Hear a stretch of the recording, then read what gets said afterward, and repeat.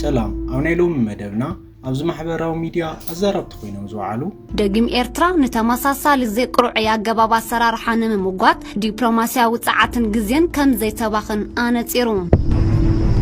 ከምኡውን ተረፊሓን ክትበልዕ እንድሕርከተላማ ምስ ኸይድ ኮንካ ኩሉ ስራሕካ ደምሲስካ ማለት ሻዕመት ንበራታ ብሩኽ ሰብሳ ከምኡውን እቲ ሰብ ዝጻመደኩም ትዘለኩም ብዕራይ ዓቕምር እዩ ሲሉ ይጻመደካ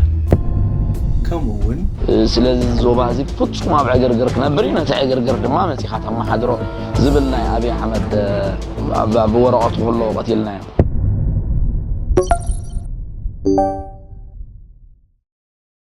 ሚኒስትር ዑስማን ሳሊሕ ኣብ ውሽጢ ሃገር ንዝርከቡ ኣምባሳደራትን ዲፕሎማሰኛታትን ብህፁፅ ፀዊዖም ዘተካይዶም ኣለዉ ብተወሳኺ ድማ ኣብዚ ዘተ ብዛዕባ ናይ ኢትዮጵያ ጉዳይ ብሰፊሑ ተዘትየሎ እስከ ዝርዝር ሓሳብ ሰሚዕና ይንመለስ ሚኒስተር ጉዳያት ወጻኢ አቶ ዑስማን ሳልሕ ኣብ ኤርትራ ንዝመደበሮም ኣምባሳደራትን ዲፕሎማሰኛታትን ኣብ ዝሓለፈ ዓመታት ብፍሉይ ጸብጻቢ ሰብኣዊ መሰላት ኣብ ጉዳይ ኤርትራ ብዛዕባ ክቐርብ ዝጸንሐ ደዋኒ ጸብጻባት ዝምልከት መብርሂ ሂቡ ኣብትሎም ሓደ ሓምለ ዝሃቦ መግለጺ ሚኒስተር ዑስማን ኤርትራ ኣብ ዝሓለፈ 14 ዓመታት ምስ ቤት ምኽሪ ሰብኣዊ መሰላት ሓፈሻዊ ጉባኤ ሕቡራት ሃገራት ከምኡን ክልተኣዊ መስመራት ጽኑዕን መትከላውን መርገጺ ሒዛ ከም እተጓዕዘት ምስ ፍሉይ ጸብጻቢ ሰብኣዊ መሰላት ተኣሳሲሩ ዝተኻይደ ርክባት ግና እወታዊ ውፅኢት ስለ ዘይተረኽቦ ደጊም ኤርትራ ንተመሳሳሊ ዘይቅሩዕ ያገባብ ኣሰራርሓ ንምምጓት ዲፕሎማሲያዊ ጻዓትን ግዜን ከም ዘይተባኽን ኣነጺሩ بتدغاغامي ናብ ኤርትራ ዘነጻጸረ ብወግዓዊ መስመራት ፍሉያት ፖለቲካዊ ኣካላት ሕቡራት ሃገራት ዝዝርጋሕ ንሓደ ሸነኽ ጥራይ ዘሳሲ ዝንቡዕ ትረኻ ምስሊ ኤርትራ ኣብ ምድዋን ዝተጻወተ ተራ ዝጠቐሰ ሚኒስተር ዑስማን ብፍሉይ ጸብጻቢ ሰብኣዊ መሰላት ዝቐርብ ዘንቀደ ጸብጻባት ንውሽጣዊ ኩንነት ኤርትራ ዘየንጸባርቕ ጉጉይ ዓለማዊ ኣጠማምታት ዘተባብዕ ከምኡን ወፍሪ ኣብ ልምዓታዊ መደባት ዘተዓናቕፍ ከም ዝኾነ ኣገንዚቡ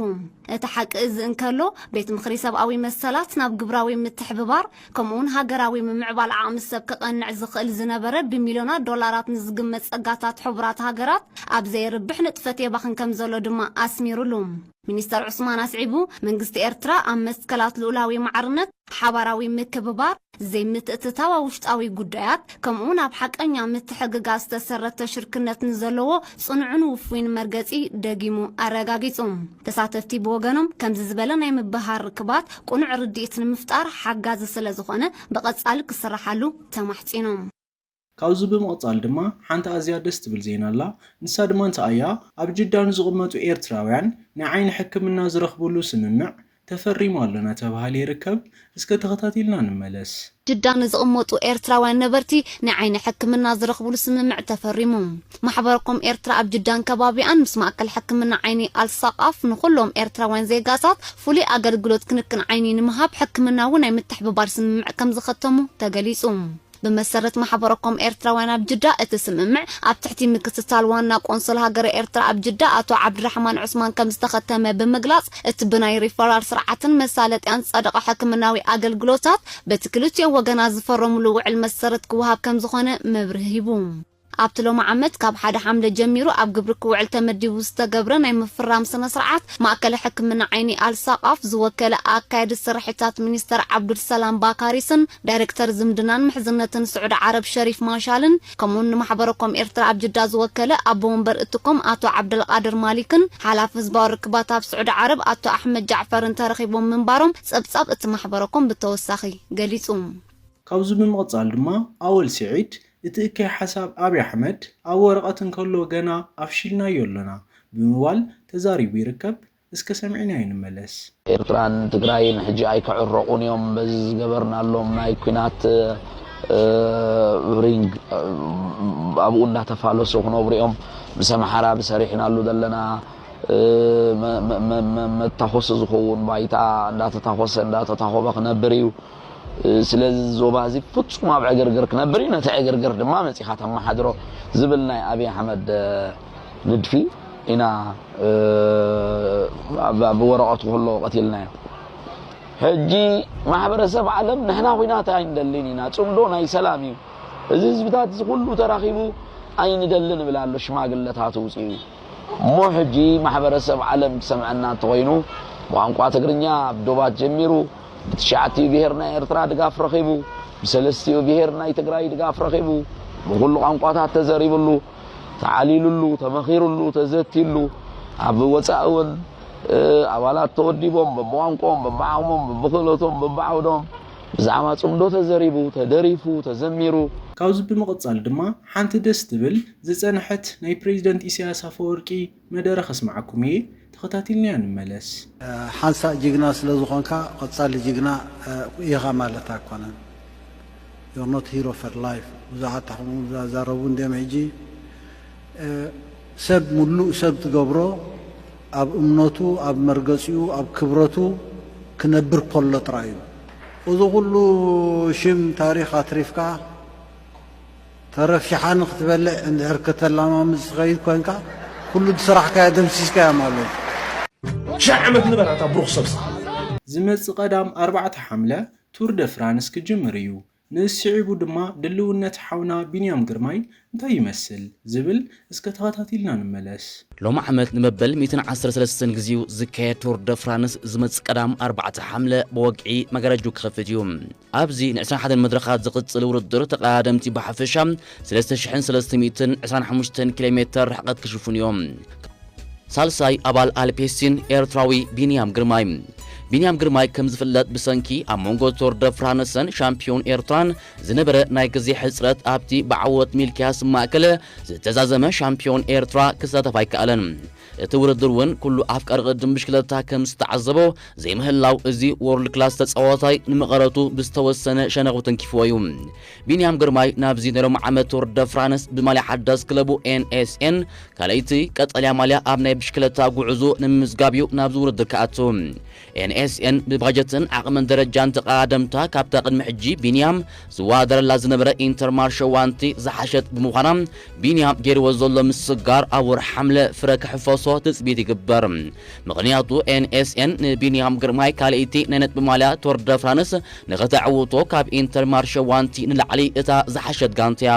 ቢንያም ናብ ናይ ዓመት ቱር ደ ፍራንስ 3 ናይ መድረኽ ዓወታት ኣመዝጊቢኡ ዝኣትዎ ዘሎ ብ4 ለካቲት ንቐዳመይት መድረኽ ቮልታ ኮሚኒታ ቫለንሻና ድሕሪ ምዕዋቱ ነቲ ውድድር ብነጥቢ ቀዳማይ ኮይኑ ተዓዊትሉ ብ15 ለካቲት ኣብ ዝተኻየደት ናይ ሓደ መዓልቲ ውድድር ክላሲካ ዴ ኣልሜሪያ ቀዳማይ ኮይኑ ክዕወተላ እንከሎ ናይ መወዳእታ ዓወቱ ድማ ብ17 ሰነ ንቐዳመይት መድረኽ ባይሎስ ቤልጅየም ቱር ክዕወተላ ዝበቕዓል እዩ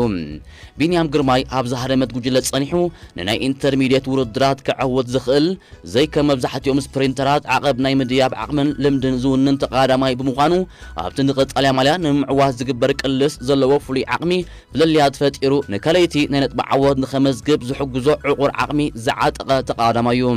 ካውዚ ብምቕጻል ድማ እቲ ኸሸማግል ተባሂሉ ናብ መቐለ ኣትዩ ዝነበረ ኦባሳንጆ ኣብ ቀደም እዋን ዋና መራሒ ጽንተት ቢያፍራ ከም ዝነበረን ኣብ ልዕሊ ብሔረ ኢግቦ ኣዝዩ መስካሕክሕ ዝበሃል ግፍዒ ፈጺሙ ከም ዝነበረ ናተዘረበ እዩ ዝርከብ እስከ ዝርዝር ሰምዒና እንመለስ ሕድሕድ ቢያፍራ ካብ 1967 ክሳብ 1970 ኣብ ልዕሊ ብሔረ ኢግቦ ጽኑዕ ዕጽዋ ገይሩ እዩ ብጥሜት ከምኡውን ቢያፍራ ከም ጎመራ ብሓዊ ክትነድድ ከላ ዋና ኣዛዚ ኮይኑ መሪሕዎ እዩ እዚ ምስቲ ኣብ ልዕሊ ህዝቢ ትግራይ ዝተፈጸመ ከቢድ ዕጽዋን ኩናትን ሓደ ዓይነት መልክዕ ዘለዎ እዩ በዚ ምኽንያት እዩ ድማ ኣብ ሕዳር 2022 ኣብ መንጎ መንግስቲ ኢትዮጵያን ሕወሓትን ዋና ዳራዳር ኮይኑ ክሰርሕ ከሎ ንዕንወት ቢያፍራ ዝመርሐ ሰብ ከመይ ኢሉ ፍትሓውን ዘይሻራውን ሸምጋሊ ክኸውን ይኽእል ዝብል ዓብዪ ጥርጣረ ዝፈጠረ ጨፍጫፍ ቢያፍራ ከይተቐበለ ኣብ ልዕሊ ህዝቢ ትግራይ ዝበፅሐ በደል ክቕበል ሓርማዝ ብዓይኒ መርፍእ ክሸልኽ ይቐልል ይብሉ ወርሒ መጋቢት 1958 ኦባሳንጆ ብዕሊ ናብ ሰራዊት ናይጄርያ ተጸንበረ ሻቡ ናይጄርያ ገና ሙሉእ ናጽነታ ኣይረኸበትን ነይራ ነቲ ድሒሩ ክመጽእ ዝኽእል ሙሉእ ናጽነት ሰራዊት ናይጄርያ ሙሉእ ምድላው ይገብር ነበረ ኦባሳንጆ ድማ ናብ ወታደራዊ ማዕርጋት ንምብጻሕ ፈተነታት ይገብር ነበረ ብድሕሪዚ ኣብ ጋና ኣብ ቴሺ ናብ ዝርከብ ስሩዕ ናይ መኮንናት መሰልጠኒ ተለኣኸ ኣብ ወፃኢ ሃገር ኮይኑ እውን ኣብ ናይጄርያ ንዝነበረት ሕጺቱ ደብዳቤታትን ውህብቶታትን ይሰደላ ነበረ ኣብ መስከረም 1958 ድማ ኣብ ደቡባዊ እንግሊዝ ኣብ ኣልዶርሸት ኣብ ዝርከብ ቤት ትምህርቲ መኮንናት ን6 ዋርሕ ዝጸንሐ ተወሳኺ ስልጠና ተሓረየ ኣብ ስልጠና ስሩዕ ምስክር ወረቐት መሃንዲስ ተቐቢሉ ኣብ እንግሊዝ እንተሎ ኣቦኡ ነዲኡን ካብዚ ዓለም ብሞት ተፈልየሞ 1959 ኦባሳንጆ ናብ ናይጄርያ ተመለሰም ጥቅምቲ 1960 ድማ ናይጄርያ ናጽ ሃገር ኮይና ሙሉእ ናጽነት አወጀት ድሕሪ ቁርብ እዋን ኦባሳንጆ ምስ አሃዱ ዓቃብ ሰላም ውድ ሕብራት መንግስታት ኮይኑ ናብ ኮንጎ ተላኣኸም ኣብ ኮንጎ ኦባሳንጆን ብጾቱን ነቲ ንመንግስቲ ፓትሪስ ሉሙምባ ዝሃድኑ ዝነበሩ ቤልጅየማውያንን ገለ ክፋላት ሰራዊቶምን ንምክልኻል ሰላማውያን ሰባት ናይ ምኽባር ሓላፍነት ነበሮም ኦባሳንጆ ድሕሪ መልሲ ኮንጎ ታሪኹ ቅየር ጀመረ ሓዳስ ናይ እግሪ መኪና ዓዲጉ ኣብ 1962 ድማ ኣብ ሃገረ እንግሊዝ ኣብ ዝርከብ ሮያል ኮሌጅ ኦፍ ሚሊተሪ ኢንጂነሪንግ ንትምህርቲ እንደገና ተላኢኹ ብሉጽ ውጽኢት ብምምዝጋብ ድማ ብሉጽ ተምሃራይ ኮመን ዌልዝ ተባሂሉ ተሸሊሙ እዩ ኣብ ሃገረ እንግሊዝ ብድሕሪኡ ናብ ናይጄርያ ተመሊሱ ስኳድሮ ኢንጂነሪንግ ክመርሕ ጀሚሩ ኣብ ውሽጢ ሰራዊት ኦባሳንጆ ብደረጃታት እናዓበየ ብምኻድ 1965 መጀር ማዕርግ ተባሂብዎ በተመሳሳለ ዓመት ኦባሳንጆ ናብ ህንድ አምሪሑ ኣብ ዌሊንግተን ዝርከብ ኮሌጅ ዲፌንስ ሰርቪስ ስታፍ ከምኡውን አፑና ኣብ ዝርከብ ስኩል ኦፍ ኢንጂነሪንግ ተማሂሩ 1966 ኦባሳንጆ ብነፋሪት ናብ ናይጄርያ ክምለስ ከሎ ናይጄርያ ኣብ ትሕቲ ዕልዋ ሜጀር ጀነራል አማኑኤል ኢፍጁና ዝምራሕ ወታደራዊ መንግስቲ ኣጸኒሓቶ ኦባሳንጆ እቲ ኩነታት ናብ ኩናት ሕድሕድ ከመርሕ ከም ዝኽእል ካብ ዝጠንቀቑ ሰባት ሓደ ነበረ ኣብ መንጎ ተጓነፅቲ ሓይልታት ሸምጋል ኮይኑ ንምግልጋል ድማ ድልውነቱ ገለጸ ካብዚ ብምቕጻል ድማ እታ ኮንግረስ ኮሎራዶ ኮይና ዘላ ትግራዊት ሜላት ኪሮስ ኣዘራረብነታ ሕጁን ነቐጸለ እዩ እስከ ቢቢሲ ዘውፅኦ ጸብጻብ ኣሎ ሰሚዕና እንመለስ ሜላት ኪሮስ ንዓመታት ስልጣን ሒዛን ዝጸንሐት ኣባል ኮንግረስ ብምስዓር ታሪኻዊ ዓወታ መዝጊባ ጓል 29 ዓመት ትውልደ ኢትዮጵያዊት ኣሜሪካዊት ፖለቲከኛ ሜላት ኪሮስ ኣብ ኮሎራዶ ንኮንግረስ ኣሜሪካ ኣብ ዝተኻየደ መባእታዊ ውድድር ዲሞክራት ነታ ንልዕሊ 30 ዓመታት ስልጣን ሒዛ ዝጸንሐት ዲያና ደጌት ብምስዓር ታሪኻዊ ዓወታ መዝጊባ ዘላ እዚ ብዲሞክራሲያዊ ሶሻሊስት ኣሜሪካ ዝድገፍ ጉዕዞ ሜላት ኪሮስ ድማ ኣብ መላእ ፖለቲካዊ ጉዕዞ ኣሜሪካ ዓብ ምንቅስቃስ ዝፈጠረ ኮይኑሎ ነቲ ኣብ ውሽጢ ሰልፍ ዲሞክራት ዝረአ ዘሎ ናይ ወለዶን መዋቕራዊ ፖለቲካን ለውጥ ዘርኢ ምዃኑ እውን ይግለጽ እቲ ኣብ መወዳእታ ውድድር ዝተገብረሉ ዞባ ዴንቨር ብብዝሒ ዲሞክራት ዝርከብሉ ብምዃኑ ሜላት ኣብ ሕዳር ኣብ ዝካየድ ሃገራዊ መረጻ ክትዕወት ዘለዋ ዕድል ርሒብ ምዃኑ ድማ ማዕከናት ዜና ይገልጻ ኣለዋ ሜላት ኪሮስ ኣብዚ እዋን እዚ ጉዕዞ መባእታዊ መረጻ ኮሎራዶ ሓሊፋ ንኮሎራዶ ኣብ ኮንግረስ ክትውክል እትኽእል ጓል ኣንስተይቲ ብምዃን ተዳልያ ትርከብ ሜላት ህፃንን ከለያ ምስ ቤታ ካብ ኢትዮጵያ ናብ ኣሜሪካ ተጓዒዛ ትምህርታ ኣብ ዝተፈላለዩ ትካላት ሕጊ ድሕሪ ምዝዛም ድማ ከም ጠበቃ ኮይና ከተገልግል ጸኒሓ ኣብ 2003 ነቲ ትካላት ሕጊ ንመጥቃዕቲ ሓማስን ተግባራት እስራኤልን ዝነበረን መርገጽ ዝነቅፍ መግለጽ መጽሓፋ ስዒቡ ካብ ስርሓ ተባሪራ ድሕሪ ካብ ስርሓ ምብራራ ናብ ዴንቨር ብምምላስ ናይ ዶክትሬት ትምህርታ ክትቅጽል ጸኒሓ ካብቶም ቀንዲ ፖለቲካዊ መርገጽታታ ድማ ወጽዓታት ዓበይት ኮርፖሬሽናትን ቁጠባዊ ዘይማዕርነትን ምውጋድ ከምኡን ናጻ ኣገልግሎትን ክንክን ጥዕናን ምቕራብ ዝብሉ ይርከብዎም ካብዚ ብምቕጻል ድማ ነተብ ትግራይ ዝወፀ ግዱድ ወታደራዊ ኣዋጅ ስዒቡ ዘተና ተኻይደ ይርከብ ብተወሳኺ ድማ ኣብ ውሽጢ ትግራይ መሬት ምሻጥን ምልዋጥን ከም ዝተኸልከለ ናተዘረበ እዩ ዝርከብ እስከ ሰሚዕና እንመለስ ኣብ ሓዱሽ ኣዋጅ ዘተ ተጀሚሩ ህላወን ድሕነትን ህዝቢ ትግራይ ንምውሓስ ዝወፅ ኣዋጅ ቁፅሪ 366 2018 ንላዕለዎት ኣመራርሓ ሰብን ሞያን ሚድያ ግንዛቤ ክጭብጡ ዘኽእል መድረኽ ተሳሊጡ ኣንላይነት እቲ ኣዋጅ ዘቐረቡ ምክትል ፕሬዚደንት ሓላፊ ቢሮ ፍትሕን ትግራይ ኣይተ ኣማኑኤል ኣሰፋ ሓደ ህዝብን ሃገርን ዝመሓደር ብሕጊ እዩ እንተኾነ ግን ኣብዚ ሕዚ እዋን ትግራይ ኣብ ከቢድ ፀገም እያ ዘላ በቲ ስሩዕ ሕጊ ሃገር ዝምርሐሉን ዝመሓደሩሉን ኩነታት ከም ዘየለ ሓቢሮም ብምዃኑ ህዝቢ ትግራይ ሕዚ ኣብ ሓደጋ ህልውና ኣሎ ክብሉ ዝገልጹ ኣይተ ኣማኑኤል እቲ ወፂኡ ዘሎ ኣዋጅ ድማ ብዋንነት ነዚ ዝጠቅም እዩ ኢሎም መሬት ምሻጥ ተኸልኺሉ ኣብ ትግራይ ብውክልና መሬት ምሻጥን መልዋጥን ተኣጊዱ በጽፈት ፕሬዝዳንት ክልል ትግራይ ሓሰት ውክልና ብምጥቃም ዝፈጸሙ ዘይሕጋዊ ዝውውራት መሬት ንምክልኻል ብውክልና ጥራሕ መሬት ምሻጥን መልዋጥን በጊዜያውነት ኣጊዱ በዶክተር ደብረጽዮን ገብረ ሚካኤል ተፈሪሙ ዝወፀ ወግዓዊ ደብዳቤ ከም ዘመላኽቶ ኣብ ዝተፈላለዩ ከተማታትን ወረዳታትን ብሓሰት ውክልና ናይ መንግስትን ውልቀ ሰባትን መሬት ብዘይሕጋዊ መንገዲ ይመሓላለፍ ከም ዘሎ ድሕሪ ምግላጽ ካብ 22 ሰነ 2018 ዓ.ም ጀሚሩ ነዚ ንምቁፅጻር ሰርሕ መምርሒ ክሳብ ዝወፅእ እቲ በዓል ትሕዝቶ ወይ ሕጋዊ በዓል ሓደራ በዓሉ በአካል እንተዘቀሪቡ በውክልና ጥራሕ መሬት መሻጥን መልዋጥን ፍጹም ክልክል ምዃኑ ተገሊጹ እዩ ካብዚ ብምቕጻል ድማ ናይ ሕወሓት አክቲቪስትታት ጽምዶ ተፈጠረ ዘለና ዓቕሚ ተራእዩ እምበር ካልእ ኣይኮነን ናበሉ ይርከቡ እስከ ሰሚዕና እንመለስ ሰራዊት ትግራይ ዘኤሌፋንት ኢን ዘ ሩም እዩ እቲ ሓያል ዝበሃል ጀሚሩ ዝድምስስ ሰራዊት ትግራይ ጥራሕ እዩ ኣብዚ ዓዲ እዚኣ chain of command ናይ ሰራዊት ትግራይ is the best ኣብ ቀርኒ ኣፍሪካ ጠቕላላ ኣብቲ ቀርኒ ኣፍሪካ ዘሎ ናይ ኣሰላልፋ ምቅያር እቲ ማእኸል ስሕበት ህዝቢ ትግራይን ሰራዊት ትግራይን ኮይኑ ሕዚ ስለዚ ببزح من قد نحنا نسومن أفلا ليني نحن نحنا صلاتنا قنسنا السمو سيوني نحنا عقمنا وسخنا بايزوي سبز تعمدكاكو مزخونا حرستك تتعمدوا كلهمس تسبز تعمدكم تزلكم بعراي عقمري سيلو يتعمدك ሓደ ካብቶም ኣብ ትግራይ ዝመደብሮም ተቃወምቲ ፓርቲታት ዝኾነ ውድብ ናጽነት ትግራይ ምስ ህወሓት ዘለና ርክብ ብዘየግድስ ንትግራይ ንቃልስ ውድብ ኢና ብምባል ተዛሪባሎ ወሲኹ ድማ እቲ ሕጂ ኣብ ትግራይ ዝርከብ መንግስቲ ሕጋዊ ከም ዘይኮነ ይዛረብ ዘሎ እስከ ሰሚዕና እንመለስ ምስ ህወሓት ዘለና ርክብ ብዘየግድስ ንትግራይ ንቃልስ ብሄርተኛታት ኢና ናይ ባዕልና ፕሮግራም መቃልስ ፕሮግራም ኣለና ናጽነት ይባል ትግራይ ሃገር ምግባር ይብል ዕላማና ካብዚ ዕላማና ዝና ተበገስና ብሄራዊ ቃልሲ ይጽሊ ምስ ህወሓት ኣብ ስልጣን ንምቃል ስለዚ ተስማዕማዕኻ ነቲ ብሄር ምኽሓድ ኑር ኮይኑ ለ ትግራይ ዝነብሩ እዚ ኑር ኮይኑ ለ ምስ ስልጣን ዘሎ ሓይሊ ትበኣስሞ ኣንጻር ትግራይ ተጠቅሟል እዚ ነውሪ ንዓና نوري مسرع تبعيس كتر أنتار بير تطوي بال نقاله سوينا مزجب راكل أب تجري نتي بير هورا وحن تقمن سلن نقاله سجن مس حدا أكل فلي سمع لنا مالت أيكونن سمعنت كلنا ون قدنا يكونن أب سلطان كلون قدنا يكونن بزين نردا نسعيو تاكبر دلئ أب تجري واحد منقص ماليسلو زنبرة منقستين ماليس ولا إذا منقست زي بدردر نهاية تجارو إذا مسرة منقستي أيكونن فلازم وناتون تسمع من أنا زبل نجري لين دردر زين ورولو سمعنا كل يخل زي من نجري دردر أبزي تجورولو سمعنا كله أي خلن بزي دردر تمسرته منقست قاعد ما حزب منقست بازل يونيلاترالي هو حد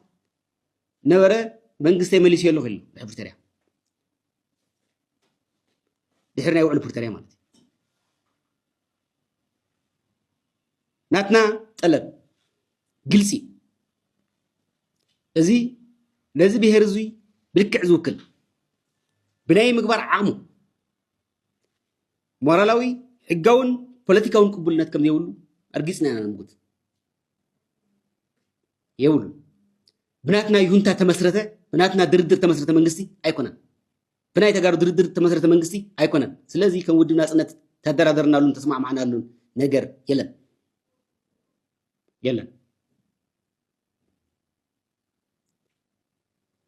كحلو هنا عجونا دموقنا زبال جن يمسن كبا هنا جن يمسن نايناس النت قبولنا تون دلها قبول دردرون كي جبر كاز بحال نجر يلا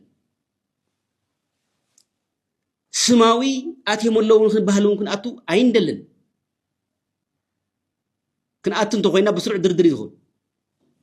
كنا أتن تحركوينا خنقبر كنسرحين كن عجيب كنا أب تقرأي منقص خلولو ناي حوار منقص تقرأي منقص تقارز قبلوا ناي تقرأي عقم مستقن ناي مقبر عقم حافظ بله بهاريون بوليتيكاوي رأيون صغيرة كله دلتناي كالسناي وزي مالت أفتك بار لون توهل يلاني زي للو إحنا خلولي نخل لازم مسحو حتى تسمع مينا إذا مسرتنا منقستي يلان وزي زربا يكونن نالت نحنت معلتي توع البوليتيكا أيسرحني بوليتيكا بحر معلتي بحر دقيقة سرح يكون بعمتاتي سرح ما وصل ساعته عمتاتي حزب تقرأي كريناي نحن حد معلت بروباغندا سمنا حصل لما يهلن بزني حوحات حيلي تسمع معهم زغورو زلو سالساي غوايو بزلون يقلصي هيكون ساتم او زدلولنا اتينا نسحن نايب علنا استراتيجي نايب علنا سرحلنا او زي نصر نقبر ندلي صباح ندحر صباح دحريو افت زبال زلو بوزيشن افت زبال زلو سلطان كرينا ديرينا تسقاي بعض الملسي دحر حالنا هنا صباح رينا اي ملسو بتغبار رينا يلا قلت نغورز قبلنا قداش لازم لوم عنتي أزربت خوينو وعلم زبلكم زعباتات زيوم يمثلون يروم نزا فيديو زي أتفتيكم ما لايك مقار كيترسعو